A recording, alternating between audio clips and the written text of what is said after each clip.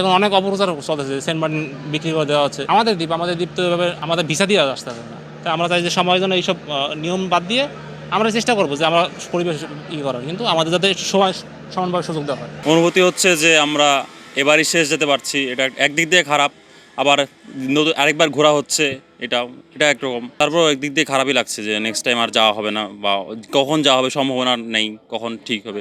আজকে যে যেতে পারছি এটা একদিক দিয়ে ভালো লাগতেছে। এখন পরে যদি আবার যাওয়া যেতে পারে তাহলে আরো ভালো হতো, পরে যেন আমরা যেতে পারি আবার, সেই সুযোগ যেন সরকার থেকে করা হয়। আলহামদুলিল্লাহ ভালো যাওয়া, খারাপও লাগতেছে, কারণ ওই যে আজকে শেষ দিন আবার যাওয়া আবার ফেরত আসা, একটা জার্নিও প্লাস একটা কষ্ট। আর দেখেন একটা দেশের একমাত্র দ্বীপ, আমাদের যাওয়ার কোনো কাশ্মীর নেই বা একটা জায়গা যদি এভাবে অফ করে দেওয়া হয় আমাদেরও ক্ষতি, আমাদেরও ক্ষতি। আর যদি একটু সহজ করে দেওয়া হয়, যেমন ট্রলারে বা একটু করে দেওয়া, আমাদের উপকার হয়। আর দেখুন অনেক অপপ্রচার চলতেছে, সেন্ট মার্টিন বিক্রি করে দেওয়া হচ্ছে। আমাদের দ্বীপ তো এভাবে আমাদের ভিসা দিয়ে আসতে হবে না। তাই আমরা চাই যে সময়ের জন্য এইসব নিয়ম বাদ দিয়ে আমরা চেষ্টা করবো যে আমরা পরিবেশ করার, কিন্তু আমাদের যাতে সময় সমানভাবে সুযোগ দেওয়া হয়। আমাদের চাওয়াটা হলো যাতে আমাদের এইভাবে একদম নিয়ম ভিতে না দেওয়া হয়, সবাই যেন সমানভাবে যেতে পারে। এভাবে একদম দেখেন আমার নিজের অনেক কষ্ট হয়ে আসছে।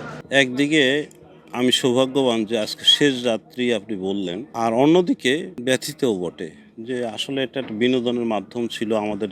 বাংলাদেশ নয়, শুধু পৃথিবীর মধ্যে আমরা একটা খুব, কক্সবাজার সমুদ্র সৈকত, সেন্ট মার্টিন আমাদের একটা ঐতিহ্য ছিল। সেটি মনে হয়, আমার মনে হয় সরকার বাহাদুরকে আমি অনুরোধ করব যে এটা দ্রুত একটা সমাধান করে, যে বন্ধ কেন হবে, আমরা যেন সবসময় চলাফেরা করতে পারি এবং আমাদের পরিবার পরিজন আত্মীয় স্বজন নিয়ে আমরা যেন একটা ভ্রমণ করতে পারি, আনন্দ ভ্রমণ করতে পারি, এটা আমার কাম্য।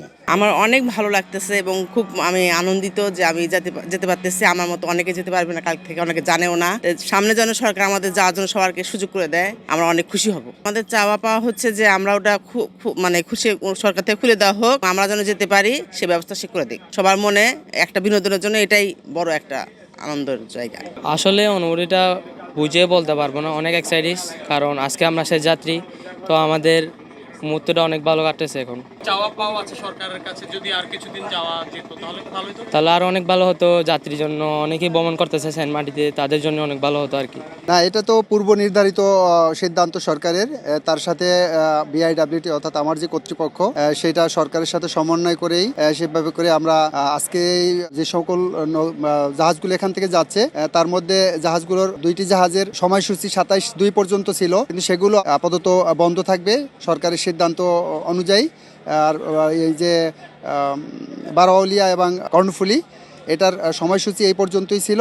তো সেক্ষেত্রে মোট কথা হলো আজকে থেকেই কক্সবাজার এবং সেন্ট মার্টিনের জাহাজ চলাচল বন্ধ থাকবে পরবর্তী নির্দেশনা না দেওয়া পর্যন্ত, বা বলা যেতে পারে আগামী 9 মাসের জন্য, মানে পরবর্তী সিজনের জন্য অপেক্ষা করতে হবে আমাদের আবার সেন্ট মার্টিন যাওয়ার জন্য।